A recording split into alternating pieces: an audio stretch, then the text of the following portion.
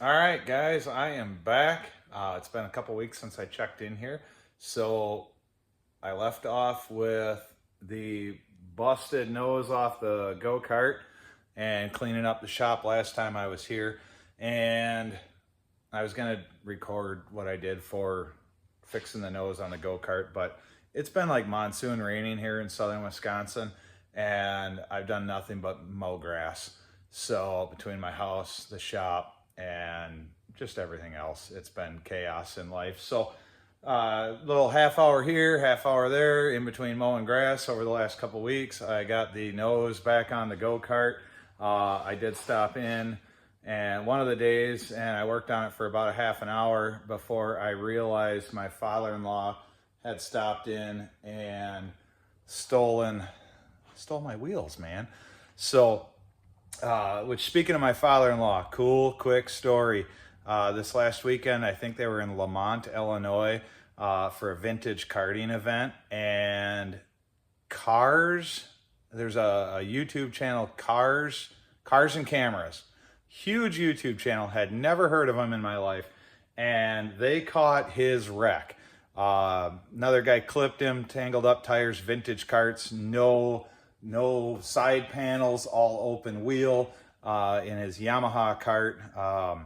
And he went ass over tea kettle, helicopter in his words, on the face shield of his helmet. Bent steering wheel, busted the cylinder head fins off the thing. And they put that cart back together. That 74-year-old man just kept trucking. And he went back out and raced again with it that day. A few days later, I finally caught wind of this, and he's pretty beat up. So bruised all over the place, but he'll heal back up and he'll be racing again. So Cars and Cameras YouTube channel, check that out. They're reviving a Margay go-kart or vintage kart, just whatever they published on Wednesday the 24th. Went out live on YouTube. If you want to watch the whole video, I recommend watching the whole video. There's some cool guys. I've been kind of addicted to their YouTube channel for the last 24 hours. And but yeah, check it out. At hour 21-ish into the video, they catch his wreck, and then they do a quick interview with him. So adding up some more time on his claim to fame in life here. So but yeah, pretty cool deal. I'll show you here how I did the kart nose. Probably not the right way, but this thing's going to be battleship tough, and I shouldn't hopefully have to worry about it again. So what I did here is this strut right there is 1/8 inch by 1 inch flat stock. Same on this side here. I put a little kick in the bottom of it and a little kick in the top of it. This was a aluminum plate my father-in-law already had in here to reinforce the body, but he was using these lightweight aluminum struts.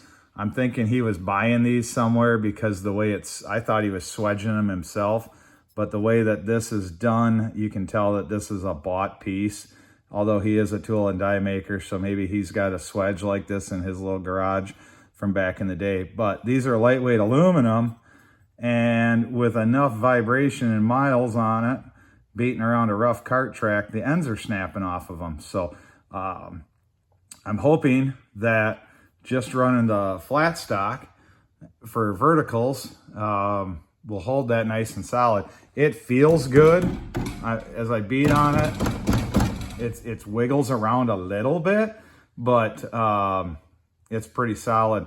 The guy that I had patterned this off of actually ran this vertical flat stock, but then he stacked another one on the other side of the chassis tab and ran it up parallel with it and met it up over here. And then in between, he had shimmed it out with some, I think 2 or 3 fender washers, bolts going through it to kind of make an I-beam or a truss out of it.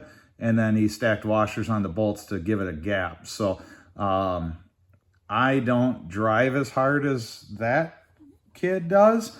So she's a dirt tracker, and I'm thinking road racing, I should be pretty good. Then this guy here, this piece, this machined aluminum clamp was already on the cart. This bolt now, actually here, I'll show you what broke off. Here's the remnants of the original nose brace. So my father-in-law took some just aluminum flat strap and clamped it in the vise. You can see, massaged it into an arch to bolt into the nose, and vibration just cracked it off at the bolt hole here. So you can actually see the scaling where it, you know, cracked, and then it cracked, and then it cracked. So when you look at something like that, if you see scaling across the cracks, that actually shows that it's been breaking rather than one clean snap. So me pushing the other cart down the track is not the ultimate failure of that, although I certainly didn't help it. So I made this piece. It's more or less, I made a piece of angle. I didn't have any lightweight angle here, small size, like 1x1 angle. So I took some of that 1/8 flat strap, welded that all up into an angle, and then at the very nose, you can't see it very well, I did a turn up tab that fits into kind of a triangle shape at the nose. Through bolted that just like it was, and then bolted it through right there. And then this bolt here is ultimately going to get a longer bolt through it. So once I clamp it down, it's threaded into the bottom part of that aluminum bracket, and then I'll be able to put a capture bolt on the underside of it. But honestly, it shouldn't be going anywhere. It's pretty stout. So then the way I set up for ride height, you'll see under the cart, actually on top of the cart, there's a pinch clamp. I laid up a piece of angle iron coming across, had that wedged up against a jack stand with some shims on it. So this nose was a little too low, and where are we at? So this guy comes out at the bottom of the chassis. I had it have it pinched up tight against the bottom of the, I guess, floor pan chassis, and then I had jammed some shims in here and set the nose of it. So that way, hopefully, if we were on a rougher track at Sugar River and Broadhead, and you know, the nose drags in the corners. They've been putting a lot of work into the track. New owners, after the original owner passed away here, and actually the son of the original owner passed away. Track got sold, and they've gone out and put some new asphalt in some spots. So that's the update on the cart, how I did it. Whether I did it right or wrong, it's done. And now I just got to go steal some wheels back from my father-in-law. I'm sure they might have been on the vintage cart that went ass over tea kettle. So this guy's done. Ready for laps once Sugar River unfloods itself. I haven't seen an update, but they were flooded out. Again, like I say, monsoon rains over the last few weeks here in southern Wisconsin, actually kind of all year. But it finally got enough to get the water levels all cracked up, and it's lowland. So the Sugar River flooded the Sugar River racetrack. The racetrack became part of the Sugar River. So if you're ever in southern Wisconsin and like karting, check that place out. It's a pretty cool place. It's got a lot of history to it. They do rental carts that aren't like your cheesy Wisconsin Dells slow rental carts. It's a fast-paced experience. So that's where I'm leaving off. Next time I'm in the shop, hopefully get some time to work on the buggy.